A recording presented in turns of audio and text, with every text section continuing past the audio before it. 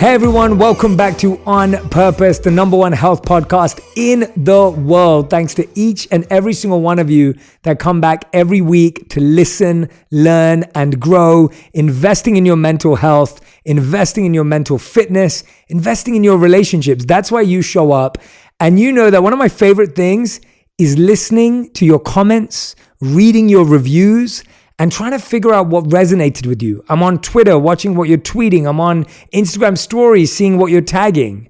And today's episode is a special gift from our guest and myself to you, because I don't think we've had an episode that has had more requests for a part 2 than today's guest. And that is not an understatement. This is the most requested part 2 that we've ever had on Purpose in the last 3 years. Yeah. And wow. The guest is none other than my dear friend, someone that I met for the first time on the podcast last time. Mm-hmm. Not only did that couple of hours create a deep, lasting friendship since, it's created this desire to serve together, to have a brotherhood together, to create impact together.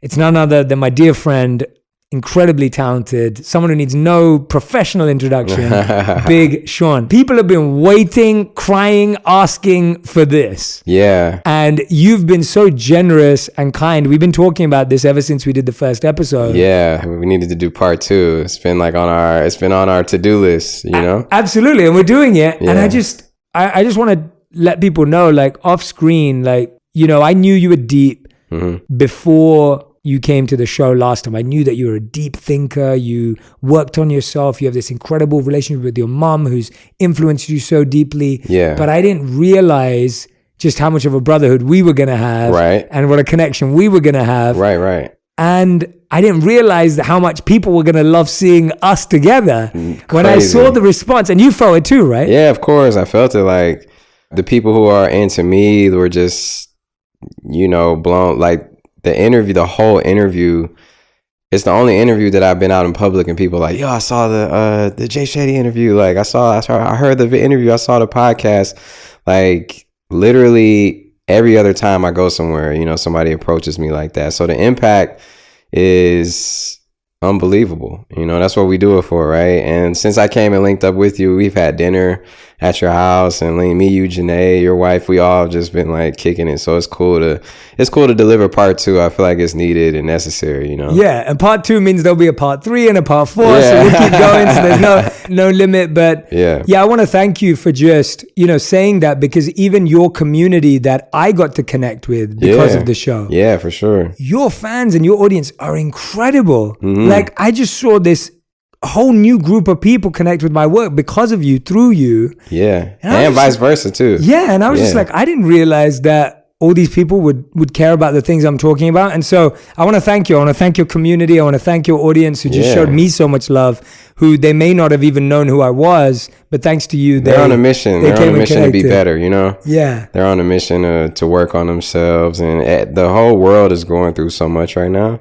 It's crazy, you know? So that's one of the things I've been focusing on. I just been like really focusing on mastering myself more, still putting time into myself, just trying to be the silence and still in amongst the noise and the chaos.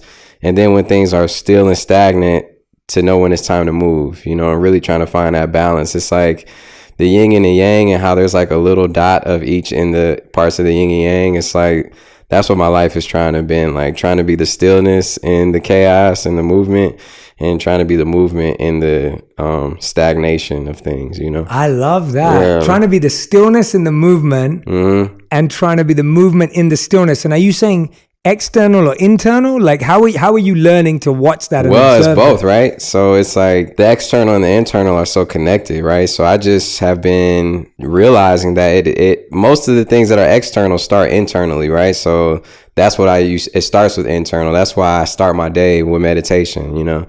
And the fact that we went through so many meditations last time we met up, man, that was so helpful, because I meditate every morning. And I like to ask you, like, what does meditation do for you, like, when you do it? Like, what does it do for you? There's as we did last time. So I'm trying to figure out which ones everyone's going to see first. But either way, Big Sean and I did a brilliant men's health collab to talk about the power of wellness and meditation. Right. It was historic because it was the first time Men's Health are doing a train like me, but based on meditation. Ever. Yeah. It's always been physical. Right. And so me and you got Isn't to do that this. Cool, man? It's so cool. We got to do it together. It's awesome. Crazy. And so I love that. And, you know, we worked on that together. And I have 3 different types of meditation. So one type of meditation, breath work, is for my body. Yeah. So if I'm feeling like my body's tired or I'm feeling like my body needs energy or my body needs to relax, I practice breath work. Yeah. I then do visualization. So if I'm going into a scenario that causes me anxiety or fear, I will visualize not the perfect outcome, but the perfect process. So I'll visualize myself doing that process. So for example, if I'm about to speak on stage to thousands of people, I won't visualize people clapping and thinking you're amazing. I'll visualize myself walking up those steps onto stage, walking back and forth on stage, looking at the audience in their eyes, connecting with them, connecting with people and their hearts and souls. So I'll visualize that. It's important. It's so important. And then the third type of meditation I do is mantra. And mantra to me is what connects me to the universe, connects me to God, connects me to my soul. It's what connects me to my service to the world. And so mantra is my third. So I practice all 3 every morning. Wow. And each of them give me a different practice and different benefit that I need it for, if that makes sense. Yeah, it makes total sense. Yeah. I change my meditations up frequently from... I do mantra meditation sometimes, and sometimes I do just guided meditations that are specifically for me, maybe for that week, things I'm really like, not necessarily trying to accomplish, but things that I put in my consciousness, things that I want to approach right. But more importantly, it just gets me right for the day, man. It's like I said, it's like taking a shower, like after you work out and you take that shower and you're feeling fresh. Like that's what it does for my consciousness, my energy, and things just flow better. You know what I'm saying? I feel like I'm literally lifting my vibration up to a higher place of like just to be successful. You know what I mean? And it all starts right there for me. You can't do it a right or wrong way. There is no right or wrong in doing it. The fact you take the time out to just be with yourself, to breathe. Your mind is going to race all over the place sometimes. Sometimes it doesn't. Sometimes it does.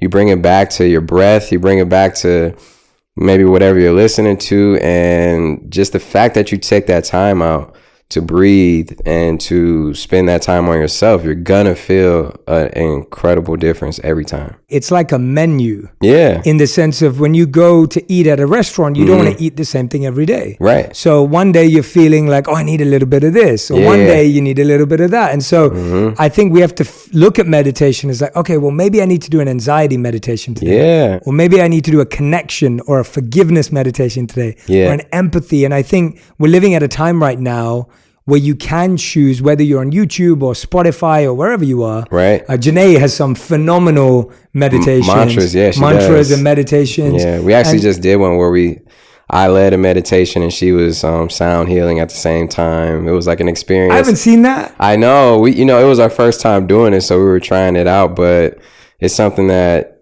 we wanted to just test out and try, and people really enjoyed it and benefited from it. But it's so many different ways of getting that energy out there, right? Like that, right? So there is no right or wrong way to do it. It's just, I realized that it's the richest thing you could do for yourself. You know what I mean? And when I say that word rich, I don't just mean in like money, right? Because you could be rich in a lot of ways. And I've experienced people who are rich in money and still broke in a lot of ways. Broke meaning broken, right? But to me, the richest thing you could do for yourself is to not only just make yourself a priority, but to take that time out to be in the best position you can be in, right? And to not be so caught up on what you want, just to kind of put the attention out there. Because when you're so caught up on what you want, it's so specific onto something, right? It's like, I want this new blue mug. But at the same time, you're holding that vision of that new blue mug. It could be a green mug, a yellow mug, a gold mug that's sitting there waiting for you, that's just as good or even better than this mug, but you're closing out all those possibilities. So it's important to one of the things I do is I don't get so specific with my meditations. I just kind of say for whatever is best for me, or what's the greatest, for my happiness, for my joy, because that's where the real richness is. You know what I'm saying? We've seen people who have all the money in the world who have committed suicide, right? Or, or the lead singers of groups, we talk about Chester, or, we talk about Anthony Bourdain, all these different people who, from the outside looking in, you would never guess, that they're going through something, and everybody is going through something. That's important as a society, that remember everybody is going through something. We talk like we don't care what people are going through, or like, they're not going through something. Everyone's going through something really, really important right now. That's really, could be really, really hard.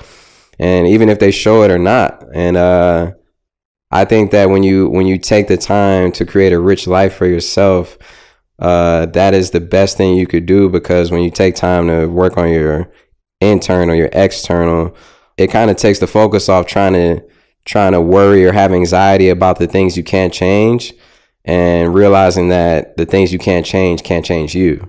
So you get to that point of being able to go through anything. It's like having armor on, you're going through the storm, or having like layers on. It's like they can't even get to you for real. Every time I hear you talk, I shouldn't be surprised that you just constantly drop bars, because that is what you do. But literally, there are like 7 things you just said that I want to like piece apart. Yeah. One of the things that I think you just mentioned, which was so powerful, was just, you were like, I don't get specific. Yeah. And I love that. I think that's actually such a fascinating thing, because I think so much of what we're told today is be specific about what you want. Be really specific about it. And the challenge is when you get too specific into that extreme, then you can't see what's right there in front of you that could be better. It could be a different way. And I've always thought of it as like you have a projector screen in your head, which is your imagination of what it should look like. Right. And then you have reality happening here. And you keep looking for this projection, and you miss out, like you said, on the thing that's right there. And so I love that idea of not being specific,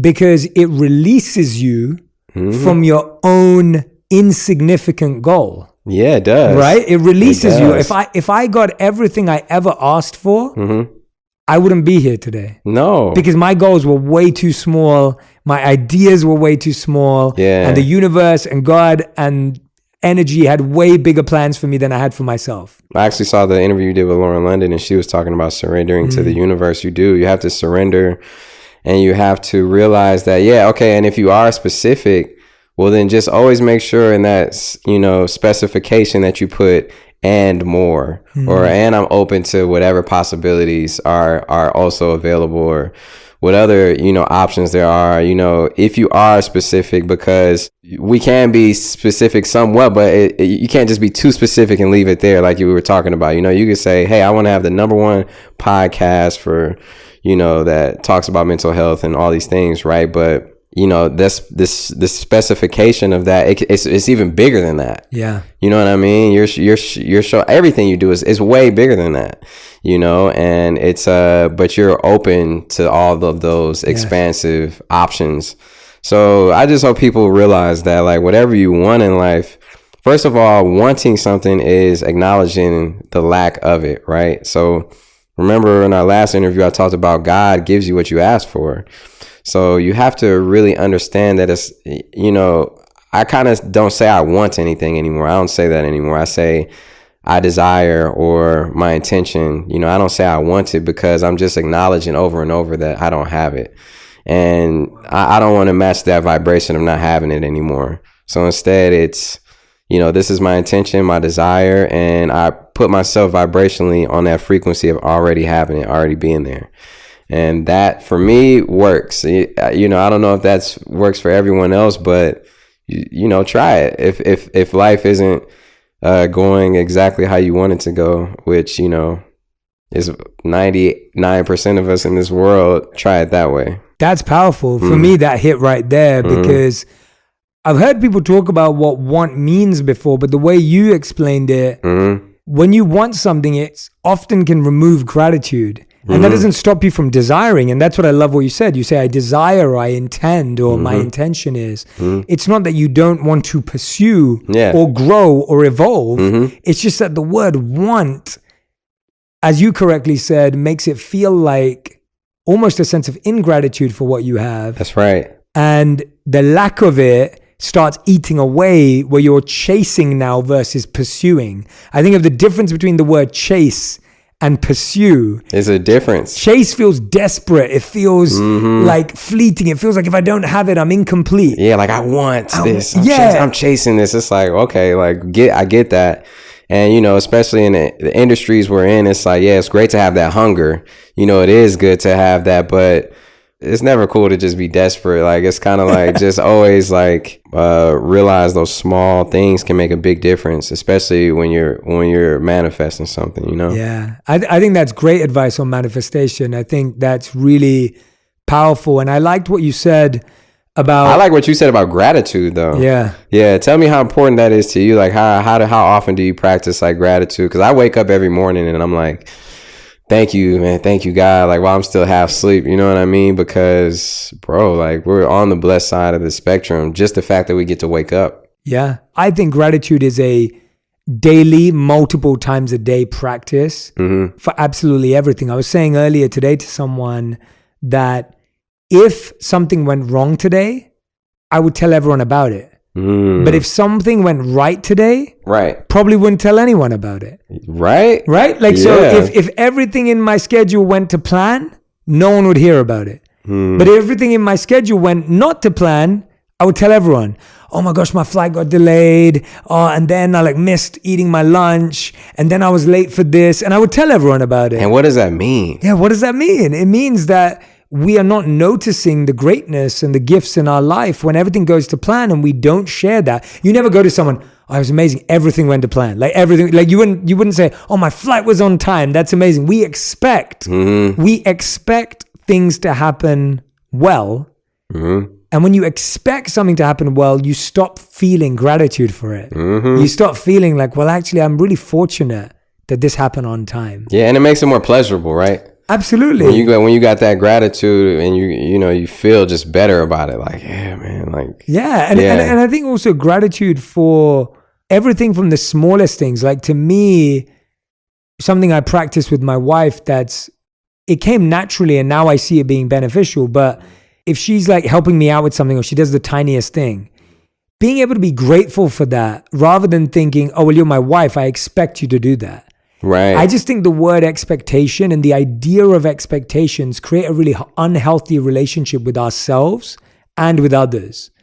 Right? But yeah, setting expectations, that's like the recipe for disaster right there. It's like, you got to just, first of all, the gratitude and letting somebody know that that's why I think every night, at least that I can remember, every night that I work, when I'm in the studio or working with people, I always tell my engineer, like, man, you did a great job. I love great that. work. And, you could just see that they want to keep doing a great job. Everyone who works with me, like, you're doing a great job. Like, and not from just like my managers and down to my assistant, to every person who's involved in my life, to my family members, my friends. I'll be like, man, you're doing a great job. Like, keep it up. And it just it's great to, and I mean it too. I'm not just saying it because it's not to say it. No, I mean it. If I didn't think they were doing a great job, I wouldn't say that. I would just be like, do better. But when they do a great job, you have to recognize that and not set yourself up for expectations, because that's a recipe for disaster, man. It's like expecting anything out of life.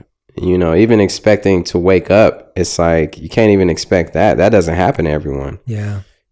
So that's when I read the book, The 4 Agreements, and that's one of them. I think one of them was to not have expectations or something like that. Yeah. I feel like also what you just said, whatever you recognize in someone, they'll repeat it. And it took me a long time to realize that if I make someone feel bad for something they don't do well, they actually get scared to try and do it right. Right. If you make someone feel guilty for something, they actually get more scared. So I used to do this. My wife's the best example where I got this wrong for a long time. When my wife didn't understand how to what I wanted for my birthday or something like that. And I would feel, this is years ago when we were dating, like I'm talking about like, I don't know, maybe like 8 years ago or something. Okay. And I would tell her like, you don't get me, like you don't understand me, like that's not what I wanted. And I realized, wow, that's harsh, man. Oh, so bad, man, so bad. But I always thought that if I said that, then hopefully she would change and she would get it about how serious it is. Yeah. And then she told me years later that just made her more scared and fearful to try and get me a gift on my birthday. Wow. Because she just felt she got it wrong all the time. And so we think that if we keep telling people they're getting it wrong, then they'll get it right. No. That doesn't work. If you don't take the time to explain and to express communication, and right? communicate and articulate what you really are looking for and why and where that comes from, if you don't do that work, you can't expect someone to read your mind and understand you. Nah, you can't. And we expect that so much from our partners, right? In and relationships. And everyone. We get attitudes with them and it's just like you said, they don't know what you're going through. You don't know what they're going through. And on top of that, we're all just doing our best out here, man. Like if you honestly ask me, like that's usually my answer for almost like how have you been doing? It's like I'm doing my best, and we all are doing our best in these times, right? The world is going through so many things at once. I was talking to Sai Guru and he was telling me about how the soil is so messed up nowadays. Like we're getting 40% of the amount of food that the amount of nutrition we used to get from food is we only get 40% of that now because of the soil has not been replenished, right? And that the population has gone from 4 billion to 8 billion people from 1960 to now, or 9 billion now, and soon it's going to go from 9 billion to 13 billion in the next 40 years. And they're saying that at that point, if we don't replenish the soil and take care of the oceans and many other things, that the famine is going to be not only at a crazy level we've never seen, but it's, food won't even be available. Wow. And, or affordable. And, I was asking him like, man, how do we replenish the soil? And one of the things, there's a lot of ways that, I can talk about that another time. But one of the things he was saying that, as humans, we're supposed to go back into the earth, Mother Nature, Mother Earth. We're supposed to go back into and replenish the soil, and enrich the soil. And I was thinking how sometimes we, how we have like caskets and we like fill our bodies, our shells with, whatever it is, the chemical to make us last forever. But it's like, I'm never going to dig my grandfather up from his grave. It's like, he needs to be replenished back into the earth, because if you think about it, that's just polluting the earth at that point. That's almost like trash on the ground and no disrespect, I don't mean that in any disrespectful way. I just mean in a scientific way. It's kind of like a matter that doesn't dispose, I'm not trying to. I get what you're saying. You see what I'm saying? Yeah. Because it is a very sensitive thing, to talk about my relatives or even my grandfather, who I love very much. But what I'm saying is, it would have meant just as much as he would have disposed back and became part of the soil and the earth. You know what I mean? And that's something to really pay attention to as the population grows and the space gets smaller and smaller, and we need to build more and more developments over the soil that we really need to be feeding ourselves and taking care of the earth with. You know what I mean? Yeah. So that's something that the earth is just going, that's another thing the earth is going through, aside from the world, the possible world wars that could be upon us. And besides from all the conflict and the, all these borders and just countries where slavery is still going on, and places is just, a crazy amount of problems on this list that that the world is going through, and we just have to like really, really boss up and be our best selves, and take care of ourselves to present our greatest version to the world, to help out any way we can. Yeah, that's why this is so important. Yeah, how do you process that? I'm intrigued, because I grapple with that a lot as well. That exactly what you just said. You look around the world, whether it's poverty, racism, war, potential famine, like you're just seeing all of this. And I think a lot of people look at all of that and they get really overwhelmed. They do. And then they feel helpless. And these are good people. These are people who care. Of course. They're empathetic people. Of course. But then when they see all this, they just feel helpless and they feel confused and they feel disheartened, and then they don't know what to do or how to help, and then they feel paralyzed.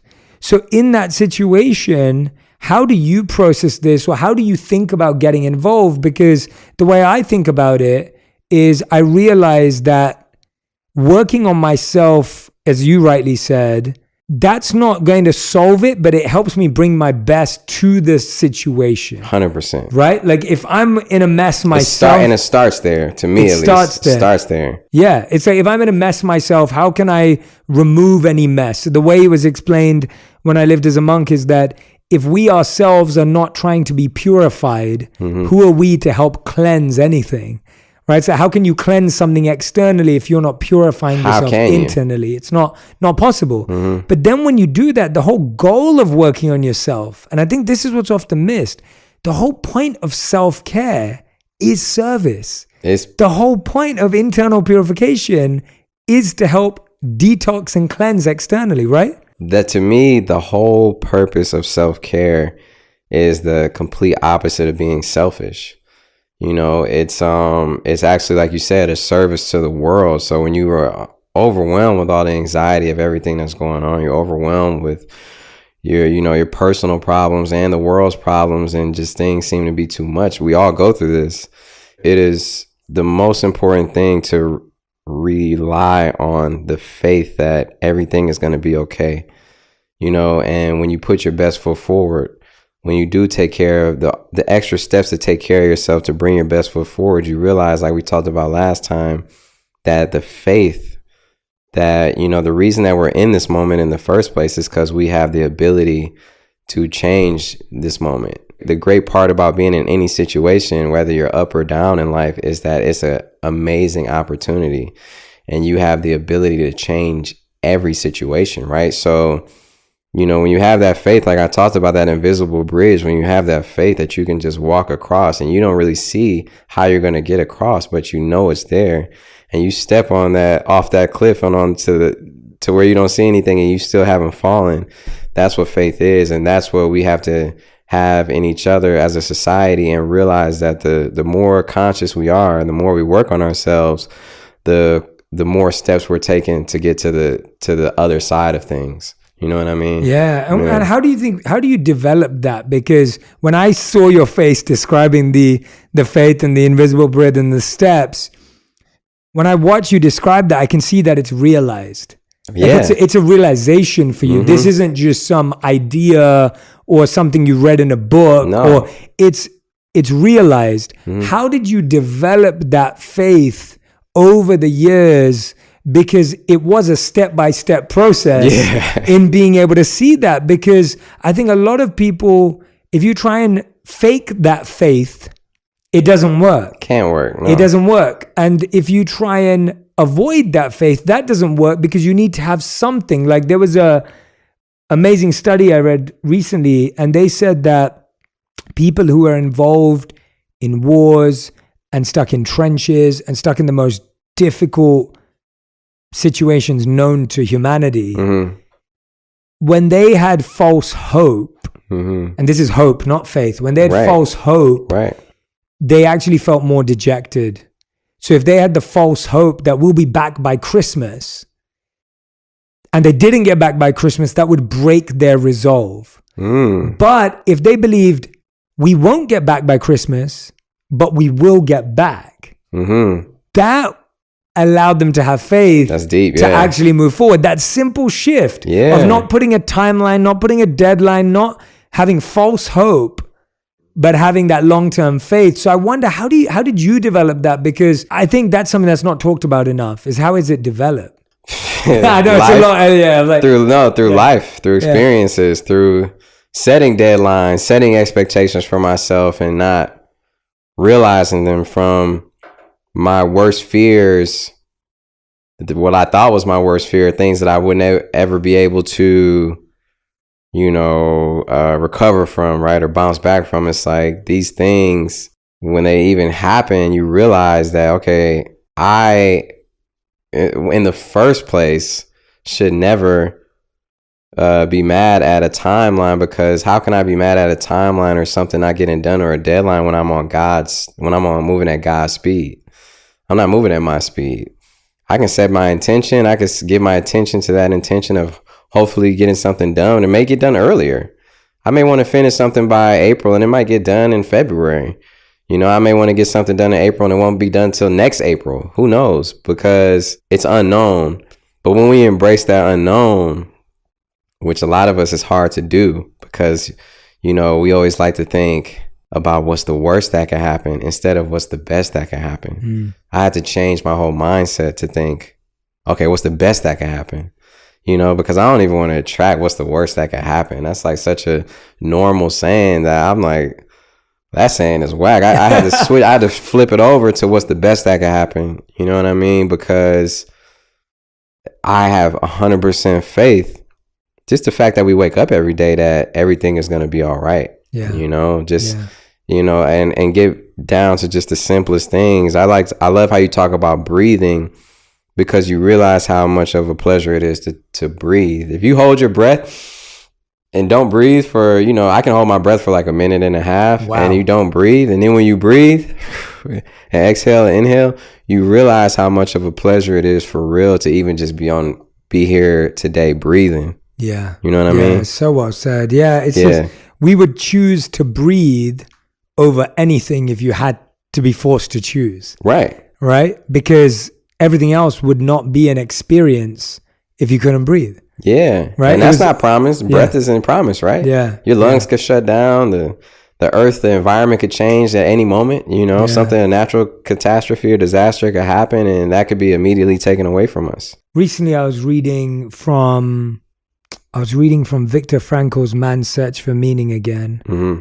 And I think it's called 12 Gifts for Life by Edith Eger. So they both survived the Holocaust. And I was reading that because of what's happening in the world. Mm-hmm. And to me at this time, when the world's going through these things, the only people I can turn towards are the people who've lived through it. Right. I often think that those are the people that can guide us the deepest. Yeah. And so when people ask me for my guidance at these times, I go, let's look at these people's guidance. Yeah. Because they were actually there. Like Edith and Victor talk about them being in the concentration camps, seeing people dragged, seeing children abused. Like this is all happening around them. Mm-hmm. And Edith Eger said something that I think you'll appreciate so much. She said, I realized, and I had to realize, that I wasn't the prisoner, but the guards were the prisoners of their own conscience. And she goes, when I realized that I wasn't imprisoned, the people who were being imprisoned by their hatred and imprisoned by their own pain and imprisoned by their desire to dominate and control and to abuse people, that's the real prison. I was free. Like you hear someone say that going through the most atrocious, horrendous thing they could possibly go through, but that was her mindset. She's still living. She survived. Man, what a crazy thing to survive through. Right. And to have that perspective. Mm-hmm. And she was saying that it was that perspective. It's what you're saying, that in that moment, she had to rewire how she saw what was going on so that she could get through it. Yeah. If she just accepted it for what it was, she said she would have lost that resolve. That's one of those lessons only life can teach you, right? That's one of those lessons. Like we go through these things and these experiences that there's no other way to, I just hope that people realize when they go through things, it doesn't have to be such a traumatic experience or such a detrimental thing or such a, immeasurable loss or anything. It's, the fact that you're able to survive through the day. There was somebody who got murdered around the corner from in the neighborhood I live in. And I'm just like, oh, you're saying actually like, right? Yeah. Like yesterday. Wow. Yeah. Like in the same neighborhood and nice neighborhood. But my point is that we take for granted how much of a blessing it is to be here right now and to wake up and be here. You know what I mean? So, we learn these lessons, and I just hope that we can pay attention to the lessons that life teaches us, because you have to really you have to really acknowledge what you're experiencing, or else it just goes in one ear and out the other. Totally. You have to learn the lesson, And even that story you told me, she learned that lesson while she was in that concentration camp in the Holocaust. She learned that, okay, you're actually the prisoner because you're trapped in your prison of your consciousness. And, you know, if you wanting to dominate another person and trap another person, that is already a prison. You know, I'm in here, I'm in a cage, but I'm the one who's free-minded and free thinking and, you know, has faith that I'm going to get past this. And two totally different experiences, right? So just embrace the experience that you're going through and realize it. And, you know, we're releasing these bodies for a limited time only, right? Like our experience here is very, very limited. So we have to make something. You know, we can't just sit around and watch other people live their lives. We got to go out and figure out what that means for us.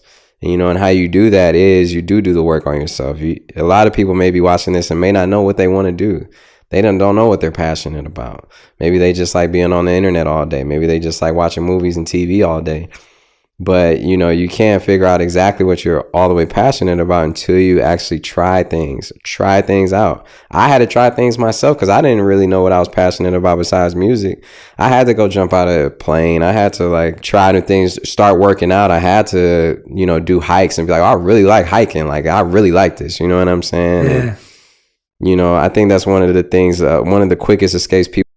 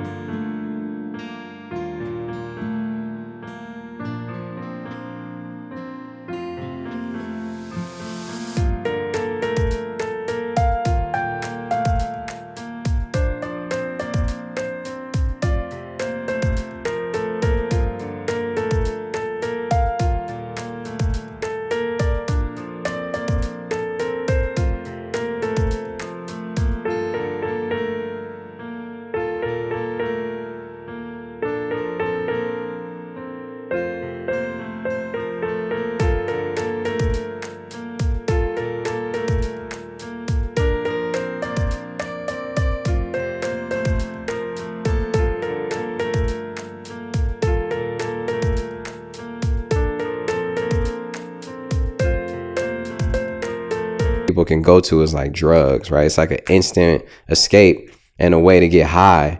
But man, there's so many other ways to get high, you know what I'm saying, in life without using that. And not even to sound like, you know, corny or whatever people may think that sounds, but it's like there are a lot of ways, you know, that I've been high off life that a drug could never give me. You know what I'm saying? Like the type of high that is like God-given, that only the universe can provide. Yeah, you know, that's so well said. That's the best. That's the best high. It's so well said, and you know, it's in the scriptures. It's called the higher taste. Yeah, like the idea that it's almost like when you look at a child. Mm-hmm. If you give a child a popsicle, mm-hmm. the child will want that. Yeah, and if you try and give a child a diamond or $1 million investment, they won't understand it. Yeah. And they'll be like, I'd rather have this popsicle. Yeah. But then when that child gets older and matures, they go, oh, that investment or that thing could have been more valuable. And so what we see as a valuable experience changes as we mature. And it's what you said about experiences is so true. Mm-hmm. Radhi and I we try and do something every month that we do that's random that we wouldn't expect to do. So recently we went to a rage room. Yeah. And I had no desire. What's that like? So a rage room, they give you baseball bats and lead pipes and stuff like that. I've heard about this, and you smash stuff up. Yeah. And so we went to that, and me and Radhi are both not angry people. Like we're not aggressive people in general. Uh-huh. But we were like, we have to go experiment, because if we don't experiment, how do you know, right? You got to go check it out. So was it fun, man? It was hilarious to watch us, because we were both like, not violent people. Yeah. And so we're struggling. Then we realized something really interesting. They told me afterwards, I wish they told me before. They said, if you go there and you're stressed out because your boyfriend broke up with you, or someone's been rude to you, or you've been offended, then it will de-stress you. Mm-hmm. But if you go there when you're not stressed, the research shows that you leave stressed. So that was me and my wife. We went there not stressed, and we left with stress. Like, it was actually stressful to cause rage when you don't feel any. And so that was an experience that didn't go well, right? Like but you got to try it, though. But that's okay. You got to try it. Yeah. And so, and the fact that you two were together, it probably it's something that you'll always remember, right? Yes. So in hindsight, it probably was a pleasurable experience. Exactly. Like it's later a funny on. story now that we get to tell and be like, we did this thing, it didn't work out. But I think that's what you're saying, that we have to just experience more and experiment more rather than turn to the obvious thing.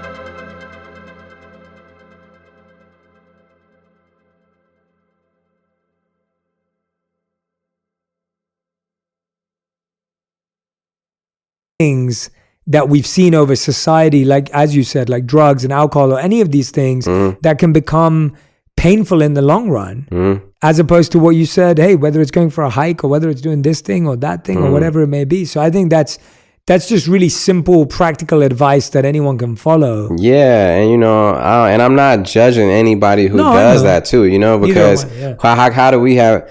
That's one thing I want people to remember too. Like, we don't have the right to judge anybody going through anything. When we sit up and judge each other all day on social media or in real life too, and that's I want to tie that back to another thing that I was talking about, because everyone is going through something. You never know, right? But that's not even it's a very conditional thing to try and keep up a image or a facade, right? And even like money is such a conditional thing. Like, that's why when I say rich, you could be rich in money, but it's conditional, right? So when that money goes, you're not even rich anymore.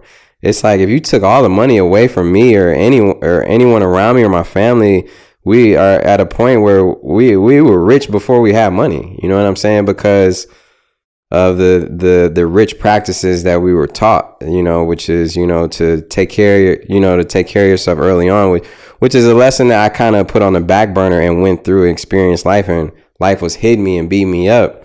And I had to take a step back and reaffirm the things that I already knew, but really strengthen them up. You know what I mean? And that is being rich for real, because money is conditional, and that's the energy we've assigned it. It's the currency of our I guess you could say just our countries, our living, the way we live. But really, time is like the currency of our universe, and love is like the currency of all. Love is God, right? So I know I'm kind of rambling. No, but you're not at all. No, that resonates, man. Yeah, I just want people to get that though, man, because it's like, try not to judge. You just wasting, when you judging somebody else, you're really just wasting your time. Yeah, you're really just giving somebody else your energy that's so valuable. You could be building you could be building a mountain with that energy. You could be building a mountain or a future or a career or something else, and instead you're really worried about somebody else or tearing somebody else down. And it just doesn't make sense. It's so easy to do though. It's so easy for a lot of people. And it gives you a quick boost. It gives you a quick boost. Makes you feel good in the moment. Yeah, quickly. It does, because I think it makes people feel good in the moment, or, who I can't speak for people, but I think we can get obsessed with validation and like retweets or like a lot of likes or like getting a reaction or getting attention. But, one of the things that I've realized is that people kind of put morals to the side. They will literally leak something of you is very private. It could be a nude, it could be a thing, it could be something, and they put all the morals aside and be like, oh, this is going to get a lot of attention, so I'm going to put it out. I don't care where he's going. It doesn't matter what he's going through. Like, you know, but really, and I'm not just speaking about me, I'm talking about anyone. Like, that person could be going through, could be on the edge, and that pushes him over the edge. You never know. So just always keep that in mind. Like, that's huge. Don't like, it's okay to, you know, want a lot of retweets and want a lot of love and likes and stuff. We all do that. We're professionals. So yeah, when we touch and communicate with a lot of people and people show love, that's great. But I just wanted to I want to prioritize that, you know, at least I do, and realize that my morals come first.